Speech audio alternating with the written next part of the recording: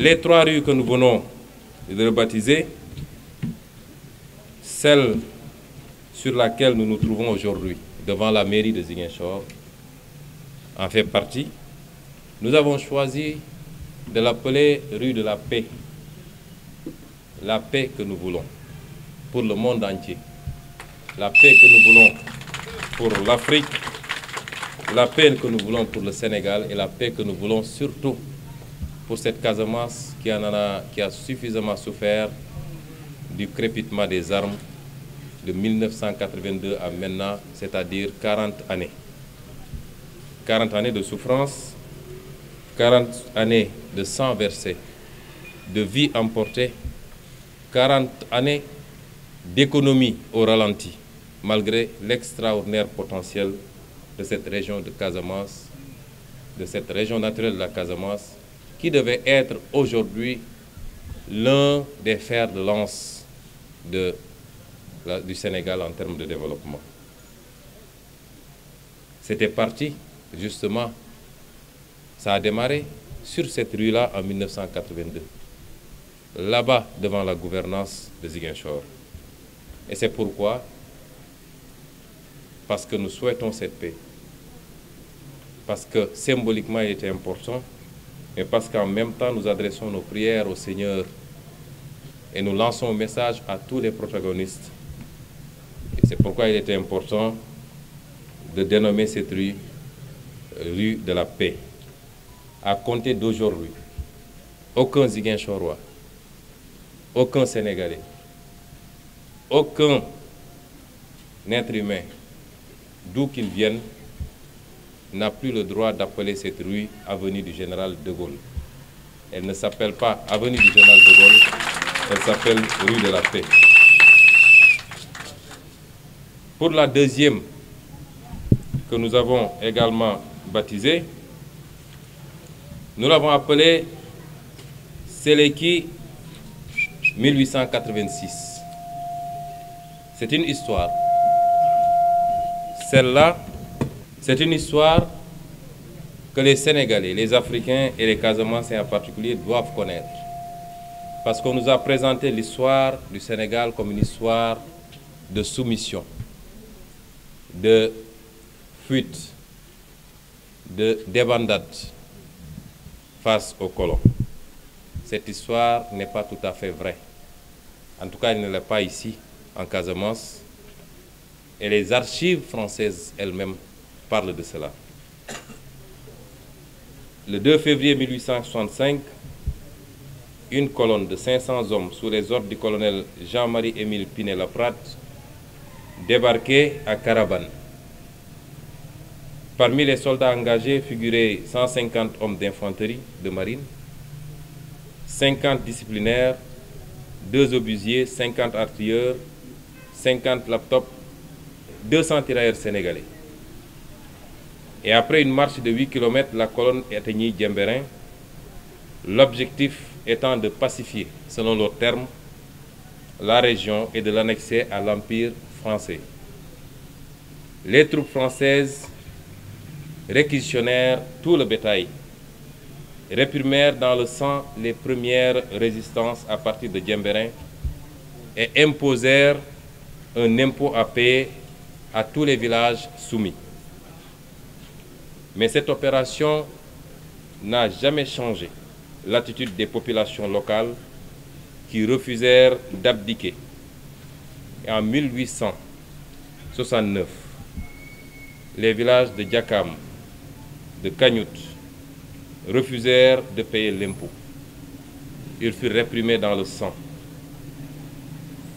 Mais malgré tout, les bateaux français qui accostaient étaient toujours pillés. Et c'est en 1886 que les flouks d'Ayoun se sont unis aux gens, aux populations de Séléki, près d'Enampor, et dans un guet-apens qu'ils ont tendu aux troupes françaises, succombait le lieutenant Truche et beaucoup de tirailleurs qui l'accompagnaient. Je dois dire que cet événement était a été supervisé par l'illustre Djignabo Bassène. Beaucoup de gens nous ont interpellés pourquoi nous n'avons pas appelé cette rue Djignabo Bassène. Pour deux raisons. La première, c'est que Djignabo Bassène a déjà été bien honoré puisqu'il porte le nom du lycée que nous avons tous fréquenté, le lycée Djignabo. Mais nous avons pensé qu'au-delà de sa personne, il fallait rendre hommage à l'ensemble de ceux qui sont battus lors de cet événement, c'est-à-dire tous les flouks d'Ayoun. Et c'est pourquoi, en mémoire de ces braves Sénégalais, et c'est pourquoi nous avons choisi de redonner à cette rue le nom de Séléki 1886. La troisième rue que nous venons d'inaugurer également est une rue qui portait le nom de Javelier, capitaine Javelier. L'histoire du capitaine Javelier, il fait partie de ceux qu'on appelait les pacificateurs. La pacification s'entendant ici dans le sens de réprimer toute résistance ou toute velléité même de résistance à la pénétration coloniale d'abord, mais également au paiement de l'impôt et à la mobilisation des troupes contre leur gré, aussi bien pour la Première que la Deuxième Guerre mondiale, pour aller se battre pour la France. Sandiniéry recruta des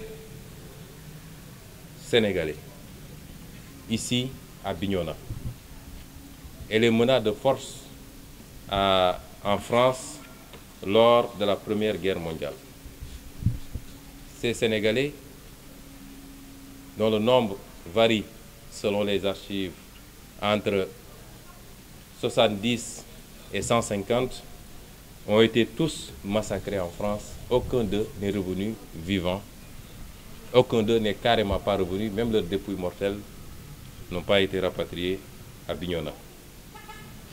Et pour le récompenser, la France lui a donné le nom de l'une des rues les plus fréquentées, les plus connues et les plus commerciales de Ziguinchor, c'est-à-dire cette rue perpendiculaire à celle qu'on a appelée désormais rue de la Paix. Nous avons considéré qu'il y a mieux à faire que de laisser cette dénomination et nous avons donné le nom de cette rue à nos aïeuls, à nos grands-pères qui étaient appelés improprement d'ailleurs tirailleurs sénégalais. Puisque dans le vocable, les tirailleurs sénégalais regroupaient toutes les nationalités africaines, mais on les appelait tirailleurs sénégalais. On a décidé de donner ce nom, mais en l'appelant tirailleurs africains, qui me semble beaucoup plus collé à la réalité de ces fils d'Afrique qui étaient de Côte d'Ivoire, de Bénin, du Cameroun, du Togo, de tous les pays d'Afrique. Et certainement le plus gros du contingent d'ailleurs venait de ces pays et qui souvent ont été mobilisés contre leur gré, ont été contraints et ont été quelquefois même maltraités.